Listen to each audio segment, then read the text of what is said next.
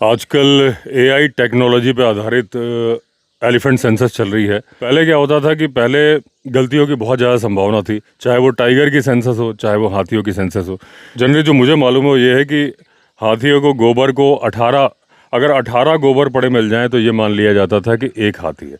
यानी अगर किसी इलाके में 180 डंग पड़े मिल जाए यानी कि 10 हाथी है। या फिर थोड़े से फुटप्रिंट्स देख लिए, ट्रेल एनालिसिस कर लिया, वाटर होल्स के पास में गिन लिया, सुबह वो हर्ड इस बीट में गिन लिया गया, शाम को दूसरी बीट में गिन लिया गया।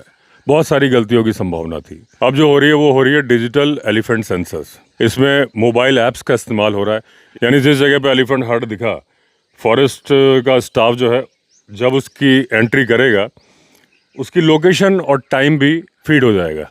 यानी अगर सुबह वो हर्ड यहाँ दिखा और शाम को दूसरी बीट में भी रिकॉर्ड हो गया तो मालूम चल जाएगा कि भाई ये एक ही हर्ड हो सकता है, क्योंकि यहाँ भी दिखा वहाँ भी दिखा, टाइमिंग में 6 घंटे का फर्क है। अब जीपीएस टैगिंग भी हो रही है, जीआईएस मैपिंग भी हो रही है और रियल टाइम डेटा अपलोड हो रहा है। अगर वो फॉरेस्ट का स्टाफ जो उनको मोबाइल दिए हैं नेटवर्क के बाहर है तो जैसे ही वो नेटवर्क में आएगा वो डेटा अपलोड हो जाएगा और सीधे सर्वर पे चला जाएगा। पहले डेटा फाइल में जाने में टाइम लग जाता था, तो अब लोकेशन, हर्ड साइज, सारा कुछ एक्यूरेट हो गया टाइम के अकॉर्डिंग।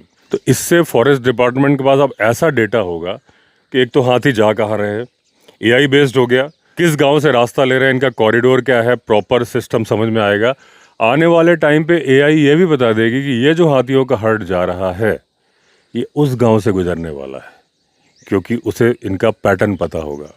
तो उस गांव को पहले ही अलर्ट किया जा सकता है, कहाँ कहाँ पर उनको दिक्कत आ रही है चलने में, कहाँ पे बॉटल नेक बन रहा है, कहाँ पे कॉन्फ्लिक्ट होने वाला है खेतों की वजह से, बाढ़ की वजह से, ये भी पता चल जाएगा। तो उसका सोल्यूशन निकल आएगा। ये मालूम चल जाएगा कि ये वाला हर्ड जो है क्रॉपरेटिंग कर रहा है, ये वाला एकदम स्मूथली जा रहा है, तो क्यों स्मूथली जा रहा है, इसका मतलब इसमें सब कुछ सही है, तो दूसरे में क्या गड़बड़ है। तो आने वाले टाइम पे टेक्नोलॉजी इतनी ज़्यादा मदद कर देगी हाथियों के साथ जो ह्यूमन एनिमल कॉन्फ्लिक्ट है कि 2 घंटे पहले खबर लग जाएगी कि 2 घंटे में ये जो हाथियों का हर्ड मूव कर रहा है इन 3 गाँवों में से किसी एक में आ सकता है।